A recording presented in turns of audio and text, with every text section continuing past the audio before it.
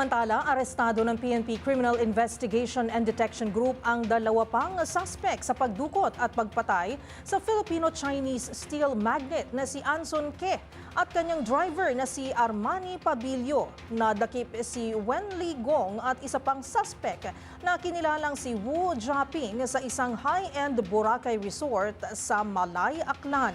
Gayunman, tikumpa ang Philippine National Police sa iba pang detalye ng pag-aresto kay Gong na kilala rin bilang si Kelly Tan Lim.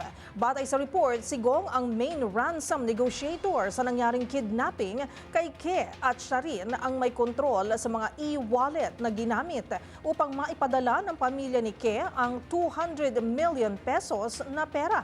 Si Gong din ang humikayat kay Ke at sa driver nito na magtungo sa May Kawayan, Bulacan kung saan sila dinukot at pinatay.